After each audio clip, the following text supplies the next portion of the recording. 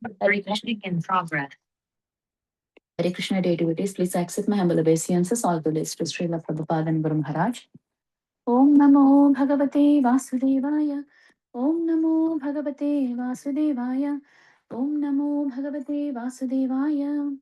Narayanam Namaskrityam Naranchaiva Narottamam Devim Saraswatim Vyasam Tato Jayam Mudirayet Nashtaprayesha Bhadresha Nityam Bhagavata Sevayat Bhagavate Vittamasmurti Bhaktir Bhavati Naishtiki Krishnaya Vasudevaya Devaki Nandanaya Cha Nandagopakumaraya Govindaya Namo Namaha Namo Pankajanabhaya Namo Pankajamalini Namo Pankajanetraya Namaste Pankajangri. Today we are reading from Srimad Bhagavatam, Canto 9, Chapter 19, verses 13 to 20. King Yayati achieves liberation. Text 13. A person who is lusty cannot satisfy his mind, even if he has enough of everything in this world, including rice, barley, and other food grains, gold, animals, and women. Nothing can satisfy him. Text 14.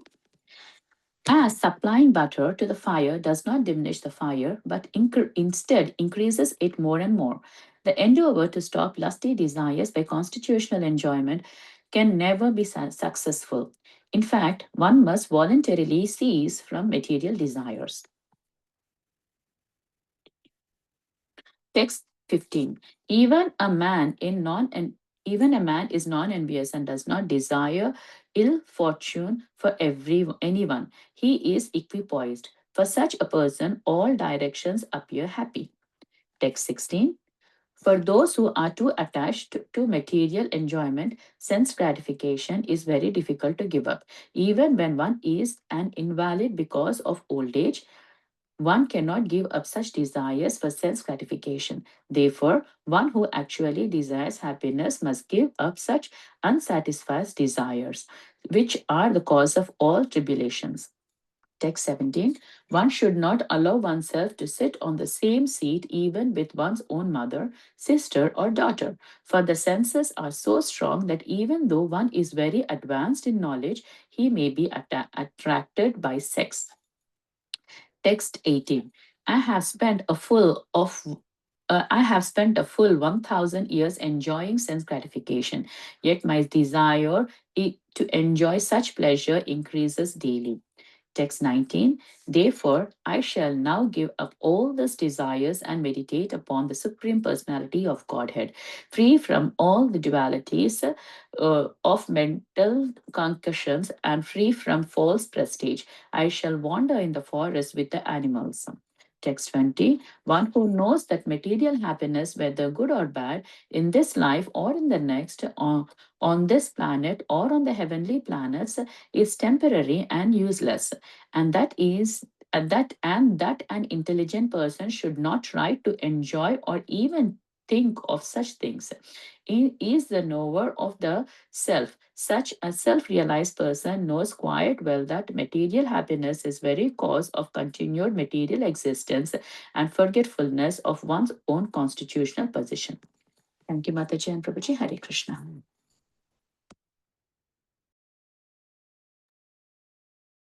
Thank you so much, Mataji.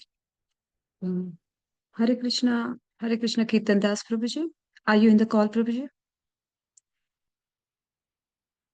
Hare Krishna Mataji, Dhanavad Pranam, Jai Shri Prabhupada. Yeah. Please accept our humble obeisances, Prabhuji. All goes to Srila Prabhupada and Guru Maharaj. Please take over the call, Prabhuji. 1 second, I'll make you a co-host.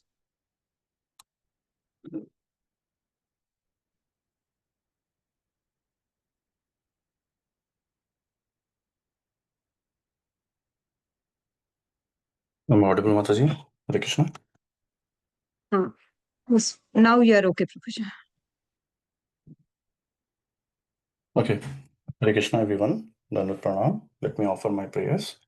Om Ajnanatimirandasya Jnananjana Chakshurunmilitam Yena Tasmai Shri Guruve Namaha Namo Vishnupadaya Krishna Pristhaya Bhutale Srimati Bhakti Vedanta Swami Niti Namine Namaste Saraswati Devi Gauravani Pracharini Nirvishesha Shunyavadi Pashat Deshatarine जय श्री कृष्ण चैतन्य प्रभु नित्यानंद श्री अद्वैत गदाधर श्रीवासादि गौर भक्तवृंद हरे कृष्णा कृष्णा कृष्णा हरे हरे हरे राम राम राम हरे हरे हरे कृष्णा कृष्णा कृष्णा हरे हरे हरे राम राम राम हरे हरे मुखं करोति वाचालं पङ्गुं लङ्घाय यत्कृपातमहं वन्दे श्रीगुरुदीनदारिणं परमानन्दमाधवं Sri Chaitanya ईश्वरम् Hare Krishna, everyone. Thank you, Mataji, for reading the translation. And thank you, Sunanand Prabhu and Mataji, for giving me this opportunity to express some thoughts on the Srimad Bhagavatam and read so that I can get an opportunity to purify my tongue and I can read the purport very carefully so that we can discuss something. So in this section, we have heard so far the pastime of the king Yayati, who was the son of Emperor Nahusa, and then he belongs to the lunar dynasty. And then we heard the pastime like how he married Devyani, the daughter of Shukracharya, and then later we have seen like how he secretly united with the Sarmishtha, who was appointed as a maid servant of the Devyani.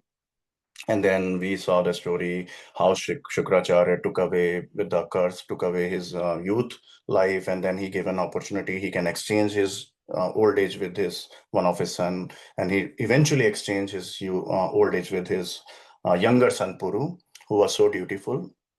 And then we saw like how King Yayati enjoyed for thousands of years. And then um, in the current chapter, we have seen like after 1,000 years of enjoyment, still he felt vacuum in his heart, emptiness in his heart, and then he felt disgusted.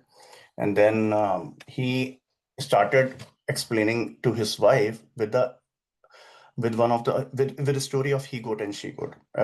He did not talk directly to his wife Devyani, because sometimes when we express our realization directly, because he was not alone enjoying, he was enjoying with her wife for thousands of years.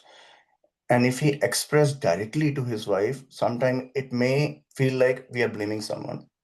So that's why here he was telling, expressing his realization in the form of the allegorical story and of he goat and she goat. And by using this story, he could convey the truth without offending her. So that's a great example. What we need to understand, sometimes when we have some kind of realization we want to express to our close one, we may convey that message indirectly so that person can understand gently, and then he may not feel offended also. And sometimes stories are more powerful. Prabhupada says, like philosophy, when we explain the philosophy through the stories, are more effective than when we give the dry instruction. People may not remember also those dry instruction, but they may remember the story and then the teaching through the story also. And the current text 13 to 20 we are going to cover today. And here King Yayati is talking about his realization to his wife and what he felt so far in 1,000 years of that enjoyment, and now how he wanted to come out of it, basically. So in the text 13, now King Yayati is telling, so the keyword here is kama hatashaya, a person who is tired, hatash. So about kama, he's tired from kama. So he's a victim or tired of the lusty desire. That's what this keyword is explaining. So now in this verse, King Yati is saying, a person who is overwhelmed by the lust cannot be satisfied even he possesses all kind of things, like he possesses of food, he possesses of wealth, he possesses all kind of opulences, animal, all women, all different varieties of sense gratification, all objects of sense gratification, but nothing can satisfy him. That is what King Yati is trying to explain here. Because lust, lust is very subtle in our heart. It is sometimes we don't even feel like when we say lust, sometimes people misunderstand, oh, lust, he's talking about sexual inclination. No, lust is not like that. Lust is a desire which set in our heart, and it's a hriday rog, it's a disease of our heart. Lust can be for anything. Lust can be for any object. Lust can be for opposite gender. Lust can be for wealth. Lust can be for any opulence. Oh, I wanted to be famous. Lust can be for becoming famous, or lust can be for, okay, I want to showcase my name. Oh, I'm a very big donor. I want to be famous, or I want to be powerful. Any kind of lust can be there in our heart. So, but we need to understand from the story of the Yayati Maharaj that King Yayati had everything. He has a wealth. He has a power. He had a young life now. He has a youth, but still he's feeling unhappy, and he's feeling emptiness in his heart, because he did that enjoyment, that material enjoyment. He tried to satisfy, gratify his senses for thousands of years, and he had everything. He has a good, take caring wife, just but still his heart is feeling hungry. His heart is feeling empty. So this is, from this story, what we can learn. This is not the story of King Yayati. This is a story of all of the materialistic, most of us, because we also, when we transform ourselves into the Krishna conscious of life, because we were feeling somewhere emptiness in our heart, we were not happy within. That's why we chosen this path. Correct. So, and then this lust, one what we can understand one thing more. Once try to enjoy his senses, the more the craving for enjoyment increase. As it's a kind of a cyclic process. We once enjoy more, one person who can enjoy more, his desire to enjoy more and more increase, and then also his misery also increase. So so that is a cyclic process, so one need to be very careful. So in the purport, what Srila Prabhupada is saying, if one cannot control I'll just read it out. If one cannot control his lusty desire, he will never be pleased, even he gets all material wealth of his world. And this heart disease can only be cured only by becoming Krishna consciousness. So what Prabhupada is saying, even though you have all the opulences, you have a greater wealth in the greater wealth of the world, but still person will be unhappy, because the nature of the soul is Sat Chit and Anand. So soul is looking for a eternal bliss. But because of the illusion, we think this bliss we are trying to find in this material object, which we'll never find. And then we, even after attaining one goal, material goal or material object, we think we are happy. But we happy because these material goal, when we obtain, those happiness are very feeble. It's we get the happiness, but for a certain extent. But at the same time, whatever happiness we get, similarly we get the misery also at the same time. And this is the heart disease. It's an unend journey. It keep on progressing. So this heart disease can only be cured, what Prabhupada explained, by serving the senses of Krishna, by becoming Krishna consciousness. I was reading one quote. So that quote was, when desire rules our heart, when desire rules our heart, even if we get the heavenly pleasure, still that pleasure feels like a tasteless. We don't feel very good, great taste in that. But if a devotions rules our heart, even we are living in a simple hut, it will give a pleasure like we are living in Vaikuntha. So it all depends what is ruling our heart. If material desire rules our heart, we will never be happy, we will never be satisfied. So real satisfaction come when we are serving the senses of Krishna. When we recognize devotion is ruling our heart, and we are trying to serve with open heart. In the text 14, here King Yayati is talking about that these material desire, we're trying to satisfy one desire, and then another desire come in our heart, because after some time we feel again it's become tasteless. The same thing which we want to obtain from long period of time, it's a long craving in our heart, and when we achieve it, after a certain moment we feel like, oh, we achieve it. Now okay, I want to achieve my own house. After getting obtaining a house, now I feel like, oh, it's not giving me that pleasure. Maybe I should have a big house, bigger house than this one. So this desire is never ending. So it's just like we are adding a fuel in the fire. So we added a fuel. Okay, now we obtain a house in the America. Now my desire will be satisfied. But that ghee or that fuel will enlight our hunger, that ignite our hunger more and more. The fire will become more brighter now. So one may think, okay, I can end my lust, material lust or material desire by fulfilling it. But that's not true. If you fulfill it, another desire, another string will pop up. So it's a never-ending process. So here, King Yayati, after 1,000 years of experience, he realized that no one can stop the lust by trying to enjoy more. That's not at all possible. So what an intelligent person should do then? He should understand like it's enough. So now being intelligent, now after self-realization, he understood. Now it's enough. Now he should turn his energy, one should turn his energy towards the spiritual inclination to serve the Lord, serve the lotus feet of the Lord. Because if we keep on adding a ghee into the fire, it will give more and more misery to us. So take away, we should never feed the desire for material objects. We should feed our desire, fuel our desire to obtain the spiritual objectives. So in the text 15 and also in the Bhagavatam, we have a how to conquer lust. There is a principle. If we meditate on the pastime of the Lord Shri Krishna, Vrindavan pastime of Lord Krishna, where he's playing with the gopis and gopas, if we meditate on it, one may become sober because he may able to conquer his lust. Because those pastime are so sweet that this heart disease, because then Krishna will start ruling our heart when we will meditate on the pastime of the Krishna, and then there will be no space for the lust, and then person can become sober. So in text 15, now King Yayati is telling how person can obtain a equal vision through peace. So now what he's saying that if person is free from envy, then that person does not wish harm for anyone else. Because in that case, if person is envy free, then he see everyone in the equal vision, like even a animal or human, he treat everyone in equanimity, and that's such a person become happy because he feel everyone equal. He understand that everyone is a part and parcel of Krishna. Everyone is a spiritual spark of Krishna. So then he does not discriminate between anyone.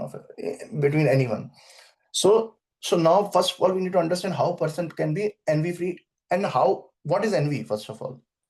So we need to understand envy is also sitting in our heart. It's a very subtle thing that is it grows in our heart just like a mold grows, correct, in the darkness. So it also grow like a mold in our heart in the darkest chamber of our heart, and it always feeds us like we should compete with others, we should, and it also increase the pride in our heart, and it blocks the Krishna's mercy coming towards our heart, and it raise the bitter feeling in our heart. So always we mistreat others, we offend the devotee. So how envy can be removed? Envy can be removed by devotion, by self-realization. And once that envy can be removed, when we meditate to the heart of the, when we meditate to the lotus feet of the Krishna, when we meditate to the Bhagavatam, pastimes of these kind of pastimes. So these envy, lust can go away when we devote our more and more time on the service to the Krishna, hearing, chanting, association, Guru Kripa, all those things. So then same heart will blossom again with the divinity of Krishna's love and mercy. So now Prabhupada explained this in this purport that life of Paramhansa. So he's saying, Prabhupada explaining the qualities of Paramhansa, that non-envious people, they also try to think about well-being of their enemy itself. A perfect example like Prahlad Maharaj. Prahlad Maharaj, when he was praying to Lord Narsimha, he was praying for the deliverance of his father itself out of pure compassion. because that's the quality of the pure devotee, because he treat everyone equally. And then Prabhupada explained like how Prabodhanand Saraswati is saying, Vishwam Purna Sukhyate. When the heart is pure, the whole world, Vishwam, whole world, Purna Sukhyate. Purna means entirely happy.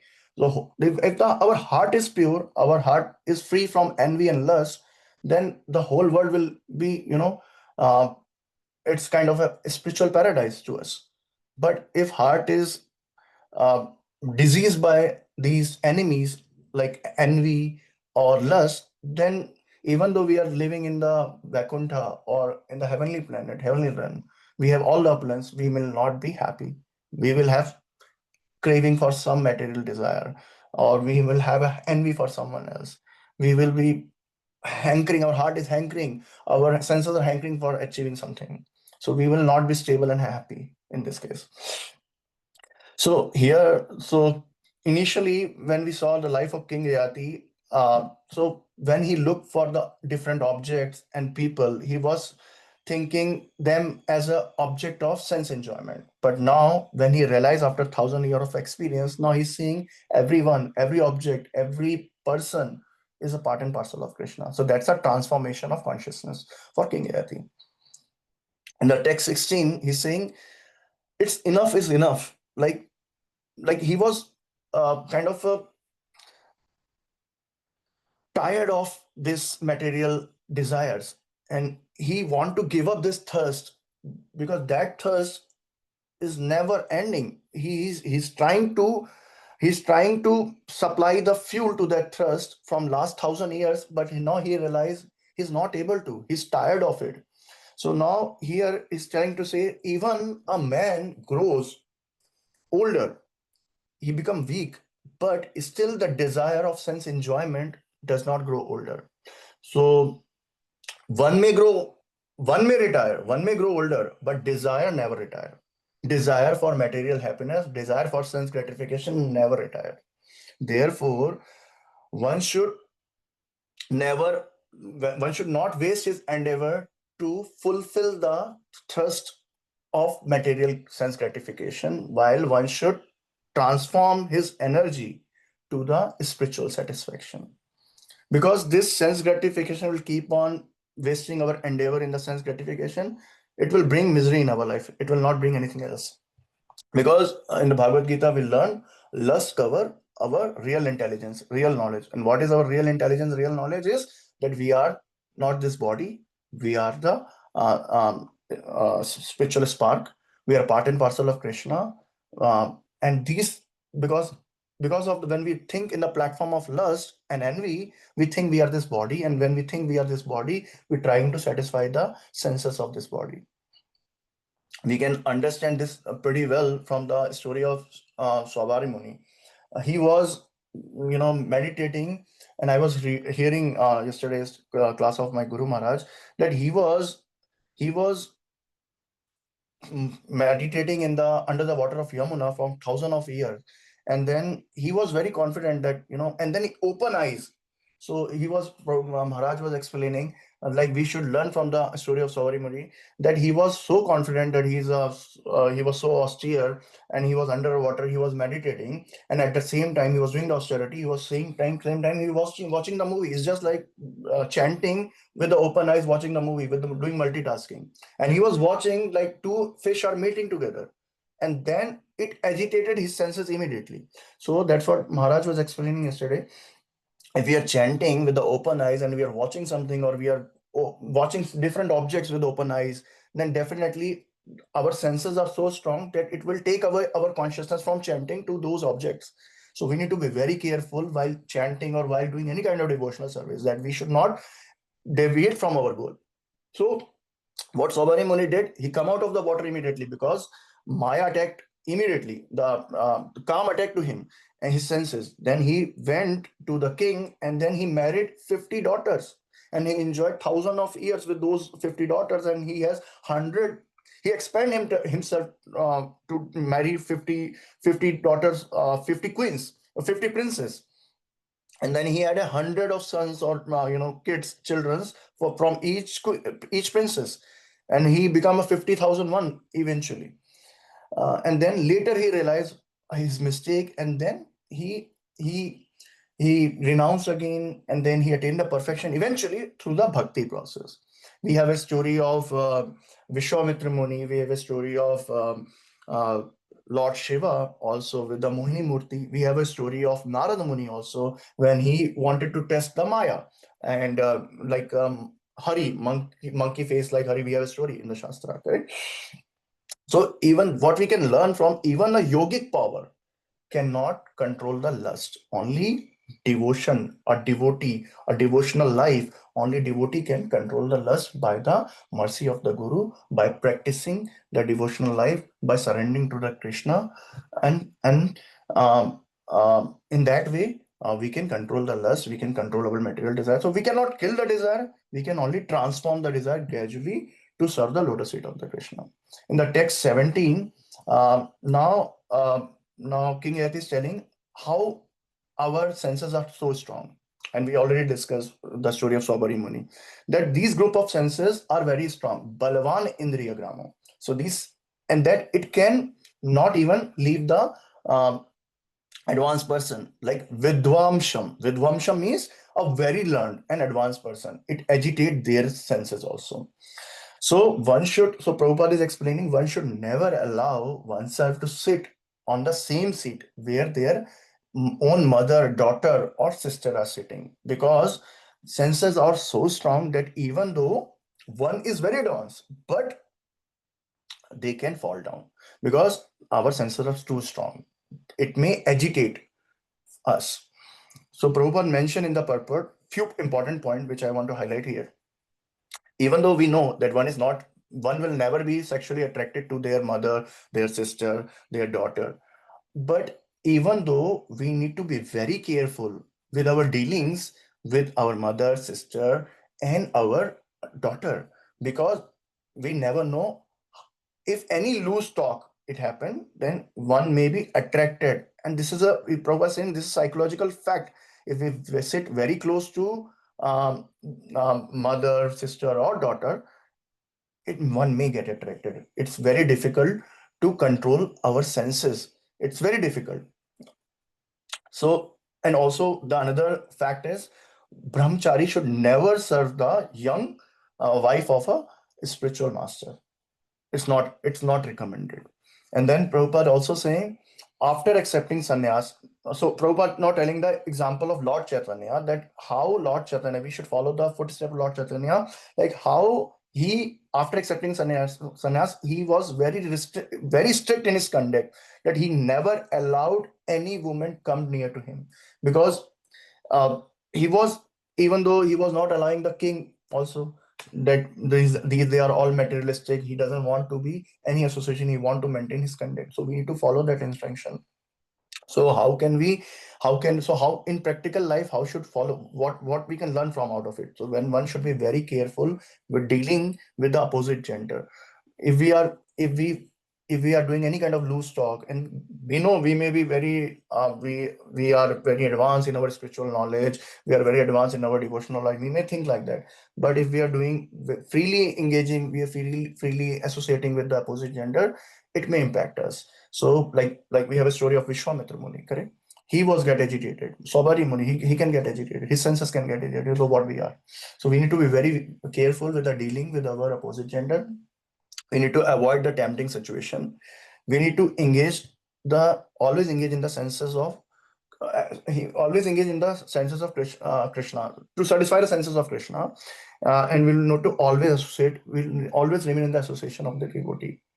Because if we will do all those 4 5 practical thing, and also definitely we need to follow our spiritual practice, what we do sadhana, we need to serve the temple with all our senses. We'll try to do all those 4 to 5 things, and we need to follow instruction of the gurus and our seniors. We will able to deal these situations very carefully. In text 18, now Maharaj Yati is explaining from his own experience of 1,000 years, the how these desire for enjoyment are so strong. Even after 1,000 year of that desire, he's not satisfied. That is that's what we understand. That's the nature of lust. We attain something, we now have a new desire to every day. Like if you look at any materialistic person, his goal change every time. Okay, now I achieved this designation, I want this, I want that, I want, I have this car, now I want that car. So because that's why they are trying to be happy after satisfying their desire, and then they think like they will be happy, but because they will never be happy, that's the problem.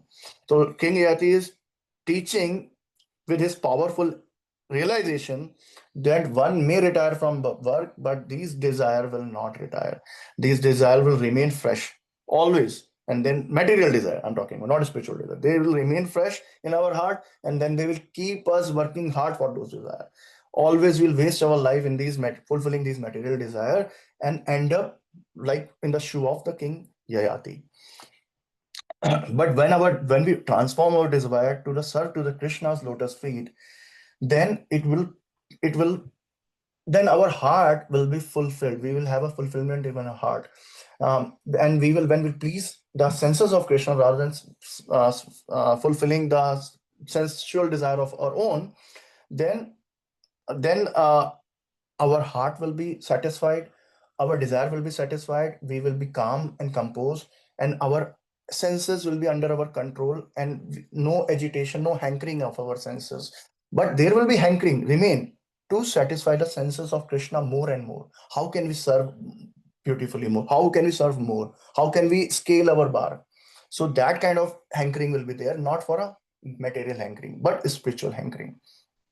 In the text 19, now King Yati is saying, now I shall give up all these material desire and now fix my mind to serve the lotus feet of Krishna, serve the supreme absolute truth. So he's saying now free from, if we are free from false ego, free from all the dualities of life, free from the lust, I should now wander in the forest. So, and then live there peacefully. So now here Prabhupada is saying one should, Prabhupada is telling the analogy like one should live to the not ordinary forest, one should live in the Vrindavan forest. And everyone should, as they reach to the age of 50, they should live in the Vrindavan forest. But there is a disclaimer Prabhupada is giving afterwards. And then Prabhupada is saying one should live in the forest of Vrindavan at the age of 50, not with the animal. Here King Yati is saying he should wander in the forest living with the animal. But now Prabhupada is saying, Prabhupada teaching us, we should live in the Vrindavan forest at the age of 50, not with the animal, but with the Krishna and Krishna's devotee.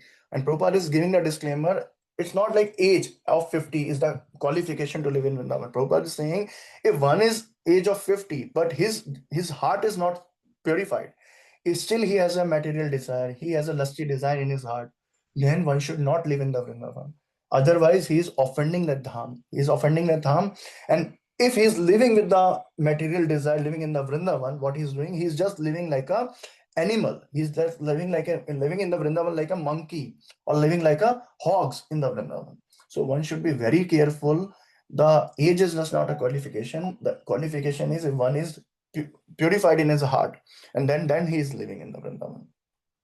And so one should follow the principle of Sri Lord Chaitanya and always think of Krishna while living in the Vrindavan and be in the Krishna consciousness.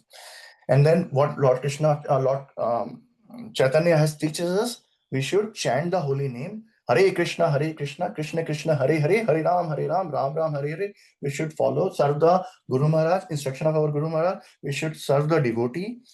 We should engage our all senses in the service to the Krishna. We should read, chant, and in that way, we can be, one day we can be eligible to live in Vrindavan when our heart will be purified. And nowadays, we should follow the instruction of our seniors when we are eligible to live. Follow the instruction of our Guru Maharaj. Are we eligible or not? Otherwise, we can live in the Vrindavan in our heart.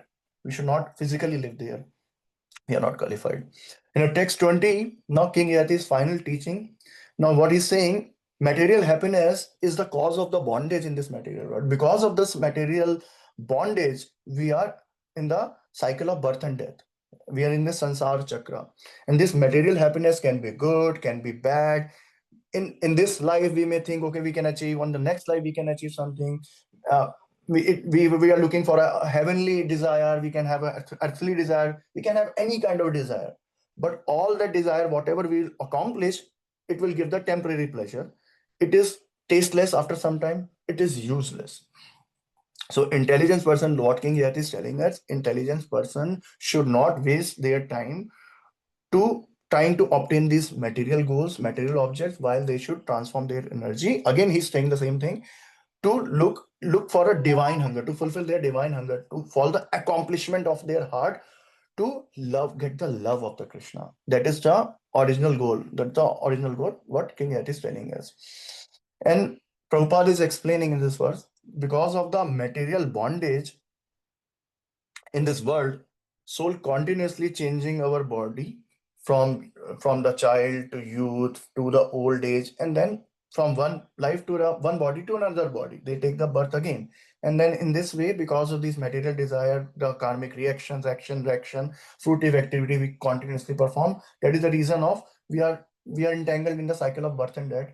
But one can come out of this by realizing what is the real identity of us. We are not this body, we are the spiritual identity, we are the servant of Krishna. That is our real identity. Where we know that real identity, then we can transform our energy towards the spiritual goals, and gradually we can transform our senses to serve the senses of Supreme.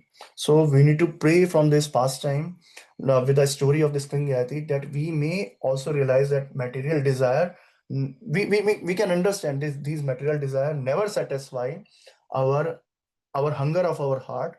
Only service to the Krishna, only service to the Krishna, only devotion to the Krishna can satisfy the hunger of our heart. So with this, we should chant the holy name and pray to the Krishna, that we can serve the lotus feet of him, we can get the more and more service, and we can purify ourselves with this process. And these stories of Bhagavatam give us the enlightenment in our journey, that even though King Yayati has spent thousands of years wasted, and we don't have that much time, we have hardly 60-70 years of our age. So at least these stories are enlightening us. Their self-realization can help us understand our position and how can we upbring ourselves in the spiritual life. I will pause here, and we should pray to the lotus feet of the pure devotee. We should pray to the lotus feet of the Krishna and our Guru Maharaj, that we can attain the same consciousness, so that we can also uplift in the path of the Krishna consciousness. Grantraj Srimad Bhagavatam ki jai, Srila Prabhupada ki jai, Gaura Bhakta Vrind ki jai. Hare Krishna. Thank you very much, Prabhuji. Hare Krishna. Thank you, Prabhuji. Hare Krishna. Hare Krishna. Thank you, Prabhu. Hare Krishna. He explained very well related to the lust. Actually, if we listen this class every morning, our lust will go away. And I appreciate this class is very good, Prabhu. Srila Prabhupada ki jai. Hare Krishna. Thank you, Prabhuji. Hare Krishna. Thank you, Prabhuji, for the nice class. Thank you so much. Hare Krishna. Thank you. Hare Krishna. Thank you so much, Prabhuji, for the very nice class. Hare Krishna.